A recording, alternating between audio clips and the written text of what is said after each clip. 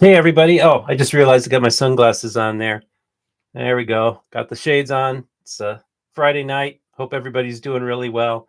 I always get like to goof around for the first few minutes because people are just getting their notifications now that we've gone live. Couple have already dropped on. I just want to let everybody know that if you're on the live stream, first of all, if you are listening or watching us live right now on YouTube, let me know if you can hear me, if the sound is good and everything like that. And I just want to know, how's everybody's week been? I went live last week. I don't know if I'll do it every Friday, but sometimes I just decide, most of the time I just decide to do it the day of, maybe a few hours before. And there's always so many things that happen in a week. For me, a week a week feels like a month ago. There's so much that's happened in my life.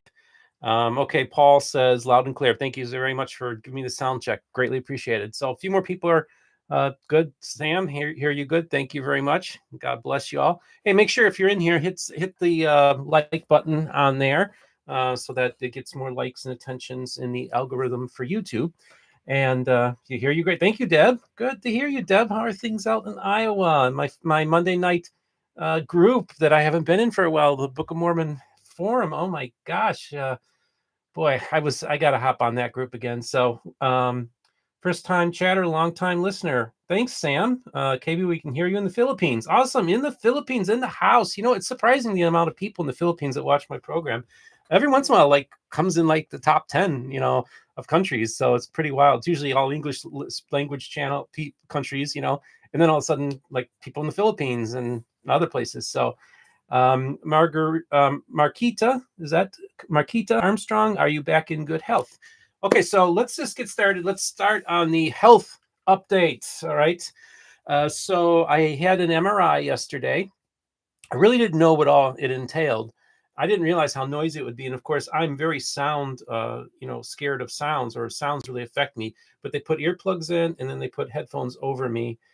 And it was a 30-minute MRI scan. And I just told them as soon as they pulled me out, I was like, I'm so glad. I'm so glad I'm not claustrophobic, because I'd be freaking out in there if I was claustrophobic. But it was fine. I even was prescribed a Valium from my doctor, that if it was too stressful for me, I could take a Valium. Didn't even have to take a Valium. So what they're doing is they're checking. Paul says you're looking much better. Thank you.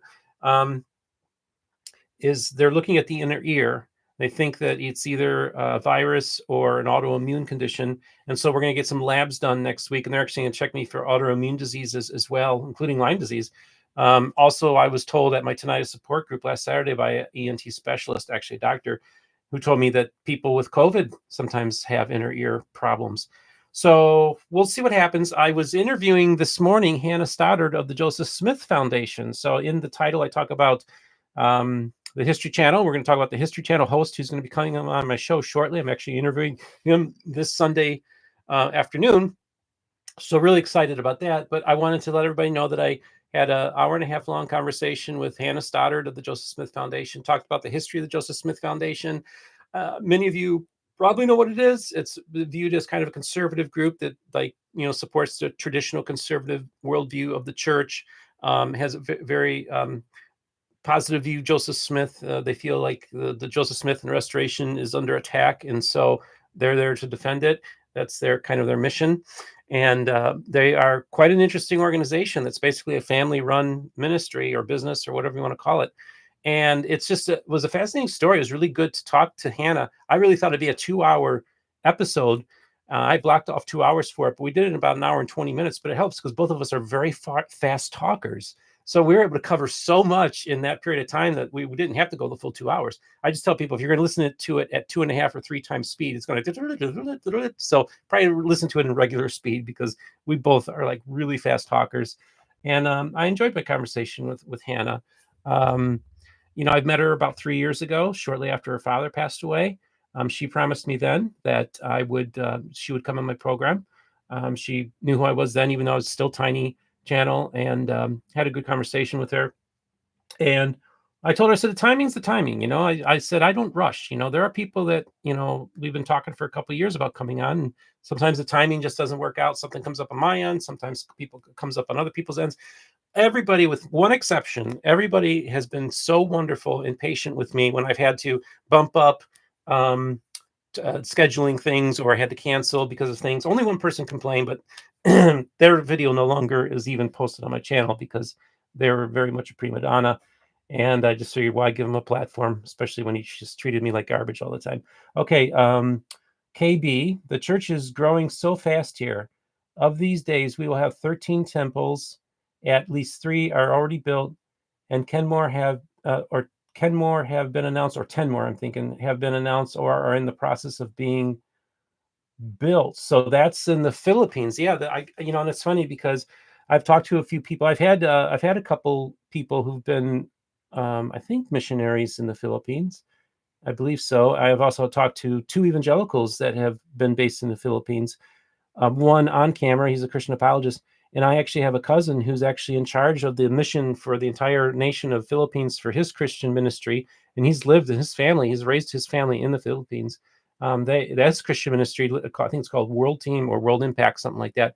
They they literally go to the villages in the jungle and start a church, the family. And then they start the church up, and then they hand it off to local leadership, and then they go to the next village. He's spent his life doing that. Well, he started off working in the jungles. Now he's in Manila, I think just down the road from the temple. And he told me, my cousin, he said, I always gave a lot of respect for the missionaries. He says, it's so hot during the day in the Philippines, and the only people you saw walking the streets during the heat of the day were the missionaries. And he kind of has a large degree of respect for them, coming, and he's an evangelical Christian. Okay, Marquita says, blessings on your journey. You're a fine soul and inspirational. Thank you. By the way, just a reminder, if for those of you who'd like to get a shout out, or get it, donate in the chat and get a shout out from me, and donate $1. You can donate $50 if you want. If you want to get a shout out from me, if you don't, that's fine too. And we'll have links. I don't have the links in the description right now in this video, but after I post this, I'll put links in the description for those of you who want to financially support the channel via other means as well. So my health is doing better. And just so you guys understand, my ear is just ringing like crazy right now. I tell people, imagine trying to do an interview where you're asking your guest a question, then you're listening to their answer, and you are working on a follow-up question while somebody is screaming in your ear. That's the equivalent. And it's about training your brain to ignore it. And remarkably enough, it's amazing. It's a miracle that I'm able to have it as bad as it is. It's as bad as it's ever been. But yet it's not getting to me. I was bedridden for a month and a half, 2 months with this thing. I was avoiding sound at all cost. I mean, it was so terrible. I mean, like, I'd flush the toilet and I'd run out of the bathroom because that was too loud. I took showers maybe twice a week because it was literally like a torture chamber, taking a shower. Shaving was torture. Eating crunchy foods was torture. So any sound that I made or any sound that was coming towards me was being activated by this. So it was just crazy. So I want to thank everybody for that. So yes, I had a great conversation with Hannah Stoddard today. I'm not sure when I'm going to be posting it. She's the author of these faith crisis books that her organization sent me a while back.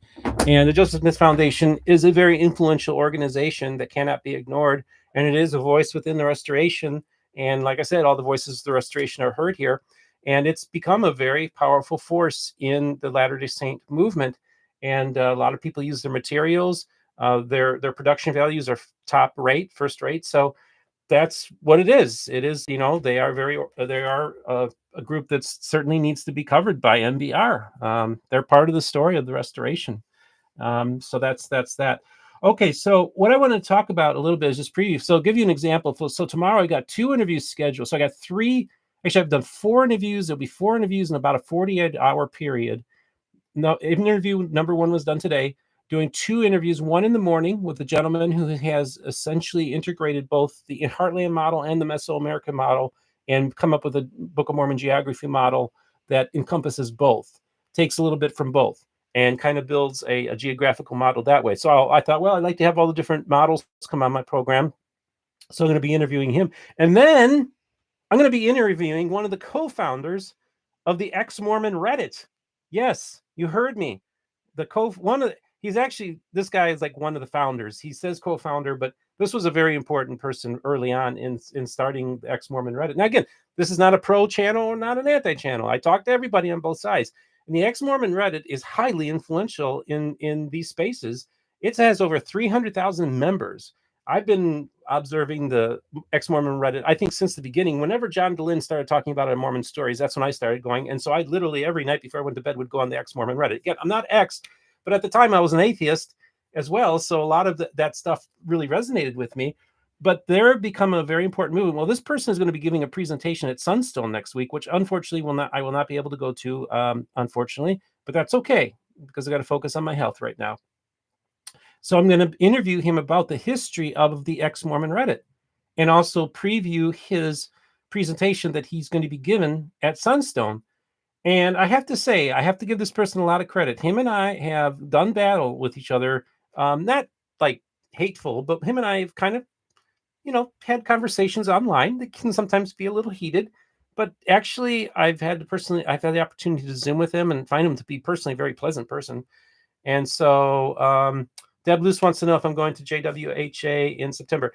That's a 50-50 proposition, Deb. Last time I was at my ear doctor's last week, she said, well, maybe not the August conference, but maybe we could see about going to your September conference. So it's in the cards, but I'm not forcing the issue either. Now, John Whitmer Historical Association, which I gave a presentation to last year, and of course, Deb was there, and Deb was the one that gave me the ride to the airport. Thank you, Deb. Really appreciate you.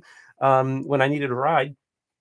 That was a fun ride too. Thank you, Deb, once again for doing that for me, giving me a ride all the way to Austin, Texas airport. And we had a great conversation, talked about the community of Christ and her journey. And of course, Deb, I got to get you on the channel too. Come on, let's make that happen. So maybe try to get out the John Whitmer Historical Association. So I got the 2 interviews that I have tomorrow, and then on Sunday, I have a special guest with a very special co-host. The co-host is Dr. Nehemiah Gordon of Nehemiah's Wall, one of the top Hebrew scholars in the world. And we're going to have Dr. Scott Wolter on, who is the host of America Unearthed on the History Channel. And Scott has done work on the Bat Creek Stone, and he believes that it's authentic. Now, the Bat Creek Stone was actually found during a Smithsonian led dig, and it was this stone tablet that had scratches on it that they didn't know at the time what language it was in. But interestingly enough, they thought it was Cherokee. But in the 1970s, somebody looked at it and realized that it was upside down and said, no, this is actually Hebrew. And so that's not without controversy. And and by the way, we've been in touch with, we're reaching out to people who have also said that it's a hoax. So we're not just going to have Scott on. We might see about having other voices on this come on. But I just find the Bat Creek Stone to be absolutely fascinating because it was dug up by the Smithsonian. It was identified as Hebrew, not in the 19th century, but in the 20th century. And it's one of those really fascinating stories. And actually, Dr. Nehemiah Gordon himself has, in 2015, went to the museum that it was located in North Carolina and looked at it. He actually sent me some photographs earlier today that he took of it back in the day. And he's been fascinated by this object as well. So I reached out to Scott last week, and my gosh, that guy got right back on the phone within a couple hours of me reaching out. We're talking on the phone. And then yesterday I was going to post a video, yesterday's video. And a couple minutes before, I said, I got a few minutes to kill here before I post my video, have it posted. Because what I like to do when I post a video at 6 o'clock Eastern time is I immediately then post it on all my other social media sites. I posted on X, I posted on Facebook, I posted on Instagram or Reddit and other places. I like to put it all at the same time. So I'm waiting, and I'm actually waiting because I'm going to run out of the house to then take the missionaries out for pizza at Hungry Howie's last night. And all of a sudden, I messaged Scott at a few minutes before 6, and all of a sudden to say, hey, when are you going to be available to film? And he calls and he says, I can do it this Sunday. So next thing you know, I'm like, oh, okay, now I'm talking on the phone. It's like, I got to go because I got to post this video at 6 o'clock. So then I'm scurrying, I'm hurrying up, and I don't get out of the house till 6:10. And I'm running to meet the missionaries because I promised them I'd get there by 6:20. I didn't get there till 6:30. They're sitting there waiting for me, waiting for orders. And I said, have you guys ever been to Hungry Howie's? Like, no, they don't have them out where we're from. One's from rural Utah, and the other's from Washington in the Seattle area. And the one from Washington State just started in this area recently, and the other one is 19 years old, who just started about a little over a month ago. And so I have had dinner, lunch, and have had every missionary who's worked at the Lakewood Ranch Ward over the last year has been to my house or has met me for dinner. So it's really cool to have that kind of relationship with the missionaries. So I reached out to Nehemiah last night, said, "Hey, would you be available on Sunday to do it?" He got back to me, and now we're talking, and I'm excited to announce that we're going to have Dr. Scott Wolter, who is the host of America Unearthed on the History Channel. It's a very fascinating program. I've watched a bunch of videos, episodes of it. Many of them you can actually watch on the History Channel. Just just go on YouTube and do America on Earth, and then also do Bat Creek Stone and watch the episode what he does on the Bat Creek Stone. I've watched that episode years ago, and I'm going to watch it again in preparatory for our interview. But Dr. Scott Wolter, you have to understand, has actually written a peer-reviewed paper about saying that the Bat Creek Stone is authentic. He is he's a licensed geologist who takes things very seriously. He also goes and debunks hoaxes. Like he told me he doesn't think there's certain different other artifacts out there that are purporting to be of ancient origin, and he said, I looked at them and he said they're not. So he seems to put a lot of credence, and actually on the phone, there's no doubt in my mind he's absolutely convinced that it's authentic. Now, this is interesting because he's not a member of the church. He's actually a Mason and a member of the Knights Templar, and he's kind of just a kind of skeptical of religion in general. But he was a really pleasant guy to talk to on the phone. And I just want to say I'm just agnostic on the subject, but I think it's important to at least for people to listen to. I've read part of his paper. I'm gonna finish reading the paper tomorrow. I'm gonna watch his Bat Creek Stone episode on America Unearthed, and then we'll be interviewing him for a couple hours on Sunday. Now I'm not sure when that episode will be airing. I'll probably have the person who started the ex-Mormon Reddit on sometime next week because it's going to be before Sunstone, so that'll probably be Tuesday's episode. Next Thursday, maybe Hannah Stoddard, or the Book of Mormon Geology, and then maybe the week after do Dr. Scott Wolter. I'm not sure yet. This is a very busy time of year where people are traveling, and July is always my worst month, July and December, because people are traveling. So I almost feel like, I want to make sure that these videos get a lot of eyeballs too. So I'm like torn, about what I'm going to do and when I'm going to release them. But either way, I also think, like I told Hannah, I said, it took us 3 years to line this up. However, God's timing is his. And I learned if I try to do it, it often you get messed up. So, okay. So I got from Sam Briner. I don't know if this is the appropriate place to ask, but I'd be curious, given your faith journey and familiarity with the LDS Church, what your advice is for people experiencing a faith crisis. I would be curious to hear a neutral person's perspective. I actually wrote down some notes for tonight's episode. And one of them was, I had it written down here. Well, I was going to write it down. Counseling people. Counseling. That was the key word.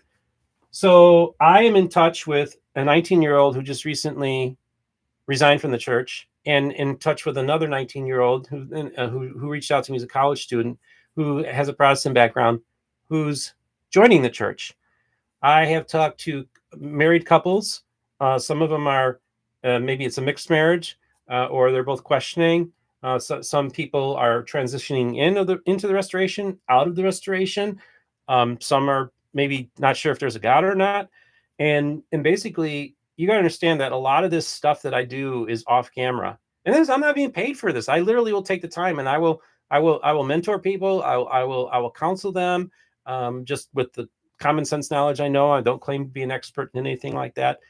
And so, yeah, it's actually, I think the most important thing I do is love people where they're at, understand them, and don't try to make judgments on people where they're at, but just understand where they're at, that they're human beings, and we don't know everything. We can't. And so when there's people out there who like to attack me because they have it all figured out, they know who's going to heaven and who's going to hell, they certainly don't think those Mormons are going to heaven. It's like, I'm sorry, that's not your business. I'm sorry, that's not, you're putting yourself in God's position. And I really, really fear for you when you do that. When you go after me because I just want to be a Christian, show love and compassion to other people who are different than me, that have different beliefs or look at things differently. And I want to try to be Christ-like, and I get attacked for just being kind to people and listening to them and being respectful, uh, respecting them for being a fellow image bearer, and I get dumped on by these Christians for doing it. It just irritates the heck out of me. And I don't see a whole lot of Christianity from them. I don't see the fruits. It's very frustrating. So sometimes neutral position, neutral, that doesn't mean being neutral, or the Switzerland of Mormonism doesn't mean that everybody likes you. No. Like one of my friends who was in military intelligence pointed out to me, he said, yes, Steve, Switzerland ticked off the Soviet Union and the United States during the Cold War because of their neutrality. So you have to understand, just because I'm neutral does not mean I'm not going to have strong opinions, and I'm not going to have convictions, and I'm not going to stand up for myself. Switzerland is neutral for their own protection, for their own interest, and that means sometimes they have to protect their self-interest too. So people get confused when they think like, oh, well, you're neutral and you're supposed. No, that's not neutrality. That's that neutrality is actually standing up for what you believe in, actually. And that's a very difficult place to be. When I was talking to the missionaries yesterday, it's like, I don't know how it could be. I don't even know how I could understand how I could even be in your space. I don't know how I could do that. I said, I'm a unicorn. It isn't for everything. I'm different. And what I get is these people, I think they're all on the spectrum, whether it's on the Latter-day Saint side or the Christian side. And I hate saying I hate Christianity versus Mormonism. Oh, I hate that kind of stuff. But I get these guys, they're all guys, and some of them are Latter-day Saints and some of them are evangelicals, and they can't stand me and they get angry with me and they attack me. And I'm just like, what is your deal? Why are you so insecure in your own beliefs? Like, why can't you just look? There's so many people that are already doing the converting, that are doing the condemning, are standing out in front of general conference, holding signs, mocking Mormonism, right? They're doing that already. What good is it doing? How many people are you actually leading into the kingdom in your mind? I think that I'm more effective in the sense that people, Latter-day Saints, could look at me and say, that guy's not a jerk. And my experiences with evangelicals has been overwhelmingly negative. And I will tell you, I talk to the missionaries all the time. I talk to Latter-day Saints all the time.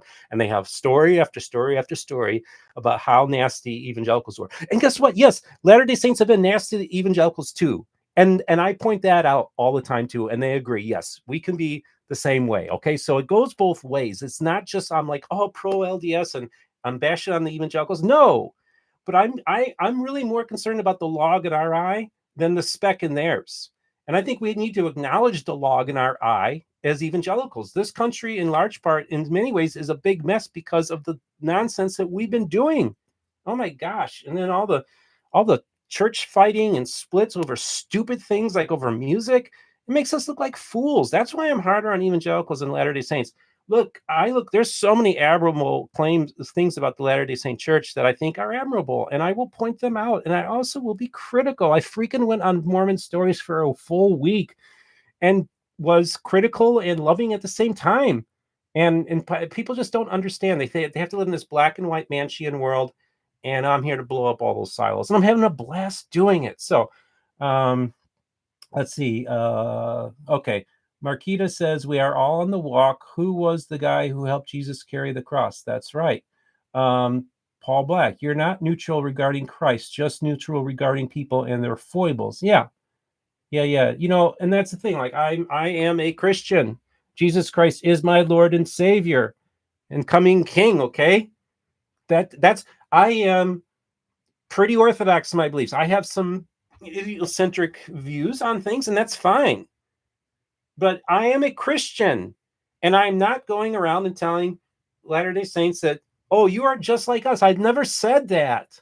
We have our differences, but I also look for the fruits. And if somebody goes to me and says, I am a Christian, I give them the benefit of the doubt.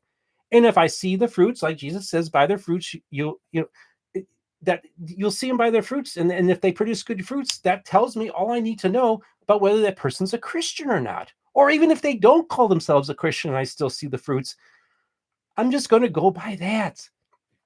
I mean, I just, and Jeff McCullough and I have had some great conversations about this. The interview I had with him was, he always talked about when I did an interview. And this is what I don't get. Why do you guys not attack him, but you attack me when he's doing the exact same thing that I'm doing? I don't get that. Why do you break bread with him, call him a fellow believer in Christ, but you won't take the Zoom call with me? And you won't talk to me. I don't get that, guys. It doesn't make any sense to me. I don't get it. But why do I let these I shouldn't even let these people get to me. It just wounds me. It breaks my heart, because every time I see these evangelicals going out there and doing this stupid stuff to turn off people, they are basically part of the reason why people who leave Mormonism go right straight to atheism is because of their negative experiences with the evangelicals. You hear me? It's because of the evangelicals that people say, I'm not even going to look at that direction. Look in the mirror, please. And yes, I make mistakes. Oh my gosh, boy, do I make mistakes every day. And I'm always like questioning things, but God is good. And I know that this channel should not exist. A Mormon scholar went to me a while back and said, if you were writing a fictional book and you were a character in it, you would not be a believable character because you're just too outside of the box. And that's true.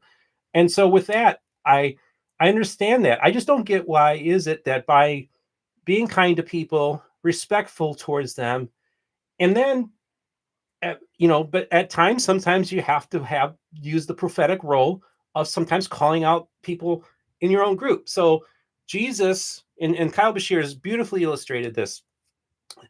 Jesus did not go to Samaria into their temple and turn over the tables. He didn't do that to the Samaritans. He went to Jerusalem, to the Jewish, his own people, and turned over the tables. Did you catch that, guys? Because all these Christian apologists who say, well, Jesus, he was whipping them in the temple and he was turning over the tables. Yeah, he was doing it to his own people. He wasn't doing it to the Samaritans, homies. Why is it that you're turning over the tables in Samaria when Jerusalem is where it needs to be done? And I say this goes both ways, right? In some cases, I'm the woman at the well. In the other cases, they're the woman at the well. Let's try to look at it that way. And let's stop this foolishness of attacking and trying to be who's right and who's wrong. Just, oh gosh, it just drives me crazy. And I feel bad. I feel really bad, So yesterday's interview with Josh Gailey is doing really well, of the Church of Jesus Christ. We talked about their editions of the Book of Mormon that they've used throughout the history, editions they've used. Check out that interview. That came out yesterday, getting great responses on that. It's actually the best video we've had in a while. July has been a very slow month. It always is, but especially with me just trying to get back on track. The channel kind of was put on hiatus there for a while. We weren't doing 3 episodes a week like we were before. This is the 3rd week in a row that we've done 3 episodes in the same week. I feel great about it. I'm not guaranteeing we're going to do it every week.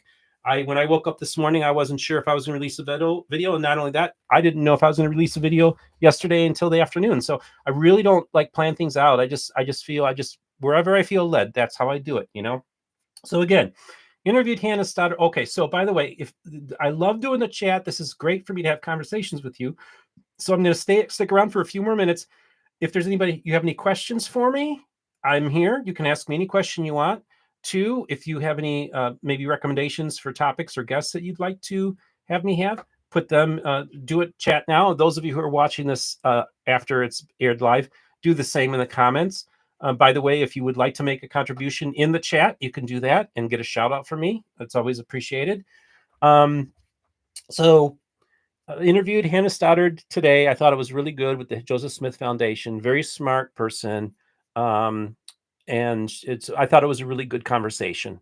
And I think it would be, for those of you who are interested in the Joseph Smith Foundation, what it's all about, what her father James Stoddard was all about, what Hannah Stoddard's all about.